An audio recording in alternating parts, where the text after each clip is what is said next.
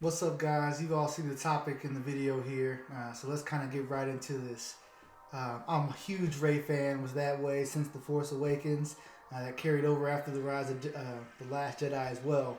But obviously after that movie, there was little questions about, the impact of this character, where her place was, amongst, the Skywalker saga and just the grand universe where it stood at the moment.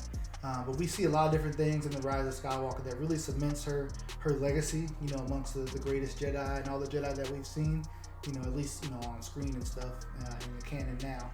And I want to talk about that a little bit with you guys. So one of the first things I want to bring up is just all throughout this trilogy that Rey has been, struggling with the light and the dark. I mean, she taps into the dark side multiple times. We see it so many times throughout the Rise of Skywalker, in The Last Jedi when she's training with Luke, she's closing her eyes and she's getting pulled down to the darkness, and Luke's like, he went straight to the dark, and she was saying that, yeah, it was calling me, and the Force Awakens too, like she calls in the Force and she just starts going away at Kylo, like, really aggressive at him. We see, in the Rise of Skywalker, she kills Kylo in a moment and so many times in the Rise of Skywalker she uses, dark side abilities. You see her, feed into her anger and her aggression.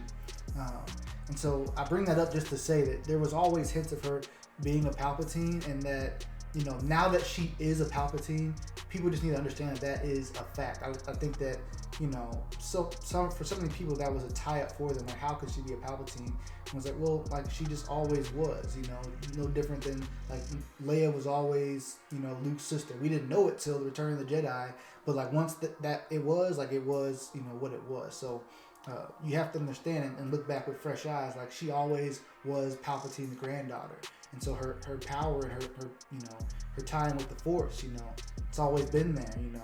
She has seen something like she is very, she's been called, but it's also obviously just in her blood. Force sensitivity, but the dark side in particular. And I think all this stuff, what it does is Rey went from a character that after the Force Awakens, people had a lot of questions. In The Last Jedi, says something powerful about her not needing to be from this great heritage to be someone special, which is great. And I want to talk about how I don't think that really goes away too much. But what The Rise of Skywalker really does is give her another element of just her place amongst, like this story. Like, she was the main character of this, and it gives her something that ties her in to the prequels, to the OT, and then here to be the face of this Skywalker saga. What they've done with her has really cemented her in that way. And again, it doesn't still lose its moment and its meaning for, not having to come from something, because at the end of the Rise of Skywalker, we see that, yes, she is a Palpatine, but, that's not that. She wasn't raised by them. She resisted. She fought through all that. She did not, she actually had these dark side temptations, but at the end of the day, she rose above that all as a Jedi, trained by Luke and Leia. So she takes that because that's more the name that she knows. Like, she never lived her life as a Palpatine, even though that was her blood. So the message of not having to be, from somewhere to be something. Well, even if you're from something, you don't necessarily have to be exactly that. You can still find your way and be your own self. So it's obviously not the same message, but I think it's still there. And to me, this really just helped bring so much life into her character, and just from the general audience. Again, I loved her. I love her design. I love Blue Sabers. I love her, after The Force Awakens, just some of the questions and just who is she and just her spirit. Like, it's mentioned in The Last Jedi, it's mentioned here. I love her spirit and just, she can do it. Like, she is brave. Like, she knows that she can do it. She's so confident.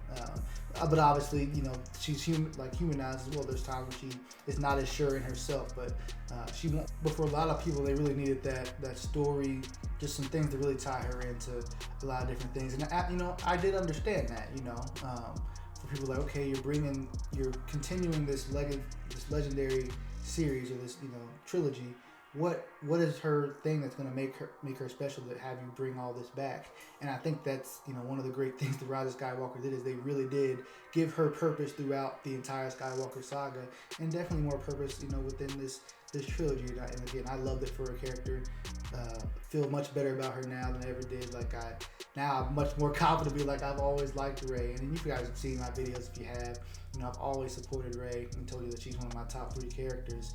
But probably my favorite character is Palpatine. And like, I don't know if that has to play into like why I like it so much, but it obviously didn't hurt But I kind of just wanted to hear you guys' thoughts about this, because I really do think that for a lot of people, this really put Rey's character on a much higher pedestal than it was after The Last Jedi, and just where people had so many questions. Well, now we have answers, and a lot of those answers, I mean, at least for me, they're satisfying. And I think for people, once they settle in, like, it'll be satisfying for them. But it was jarring at first. She's a Palpatine, like, oh, like, what? I thought she was, but again, she was always a Palpatine. Now that we know she was Palpatine's daughter or granddaughter, she was always, from the first moment we saw her, when her parents were flying away, and The Force Awakens, when she's on Jakku and she's, talking to Unkar Pluck, trying to get her portions, she was always Palpatine's granddaughter. She never wasn't. Like, that is just, it is what it is. So we need to look at new eyes and like, see that and understand, like, that's great for her character, and the message,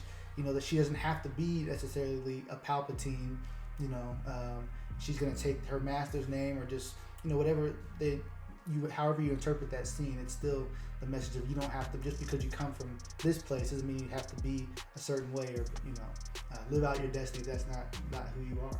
Anyway, guys, like this video, please comment. I want to hear a lot of different people's thoughts on this and the Rey character. Has it changed for you at all, or do you feel the same way, or someone that, like me, that always loved her? Share this to other Star Wars fans out there. I want to have a good discussion about it. So thank you guys for watching.